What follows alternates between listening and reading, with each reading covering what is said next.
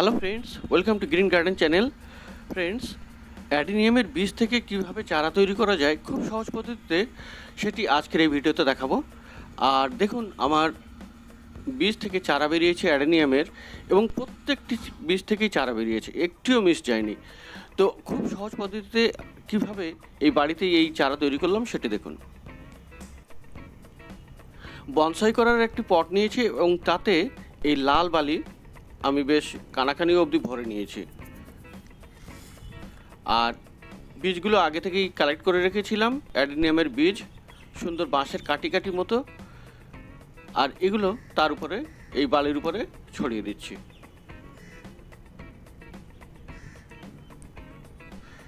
সব জায়গায় সমভাবে ছড়িয়ে দিচ্ছি। আর বলে রেখেছি, এখানে লাল বালি নেবেন, কনস্ট্রাকশনের কাজে যে বালি ব্যবহার হয় সেই বালি নেবেন, সাদা বালি নেবেন না। সাদা বালিতে একটু অসুবিধা হতে পারে, ওখানে জল জমে থাকে অনেক সময়। কিন্তু এই লাল বালিতে আপনি যদি করেন তাহলে খুব সুন্দরভাবে এবং খুব তাড়াতাড়ি এই অ্যাডেনিয়ামের বীজ থেকে চারা বেরিয়ে যাবে। আর এর উপরে যখন বীজগুলো ছড়ানো হয়ে যাবে, তার উপরে হালকা করে আবার আমি এই লাল বালি ছড়িয়ে দিচ্ছি। এবং খুব বেশি নয়, 1/4 ইঞ্চ পরিমাণ উপরে থাকবে, হালকা হালকা করে উপরে স্প্রেড করে দিতে হবে।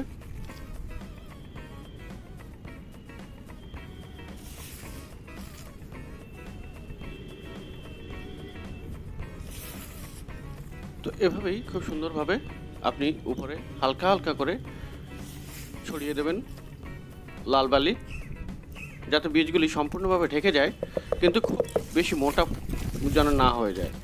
আর এবারে এখানে জল দিয়ে দিতে হবে।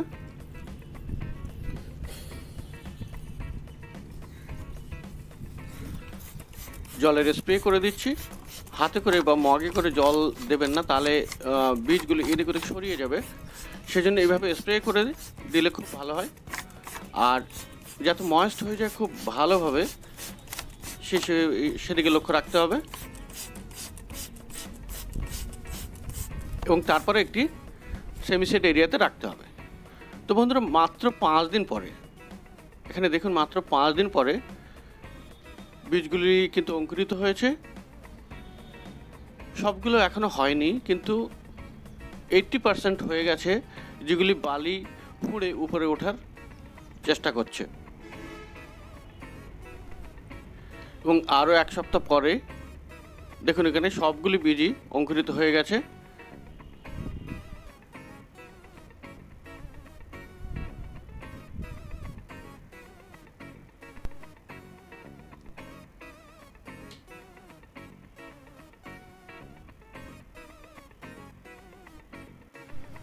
আর ঠিক তার 20 দিন পর দেখুন, এখানে 1 ইঞ্চির মতো লম্বা হয়ে গেছে গাছগুলি, এবং সমস্ত লাল লাল হয়ে গেছে বেশ।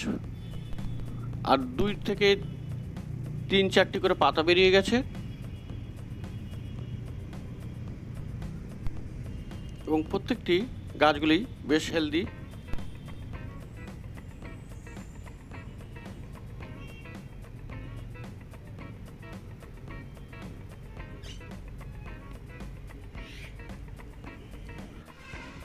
আর বন্ধুরা, তার ঠিক 1 মাস পরে দেখুন, এখানে গাছগুলির পাতা অন্তত 5-6টি করে পাতা হয়ে গেছে।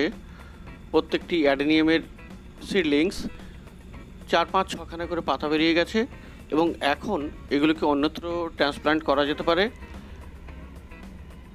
আর দেখুন, তাই খুব সহজ পদ্ধতিতে, শুধুমাত্র বালিতে, লাল বালিতে কোনো রকম মাটি বা অন্য কোনো রকম কম্পোস্ট না মিশিয়ে, আর খুব সুন্দর সহজভাবে খুব তাড়াতাড়িতে এই অ্যাডেনিয়ামের বীজ থেকে চারা তৈরি করে দেখালাম।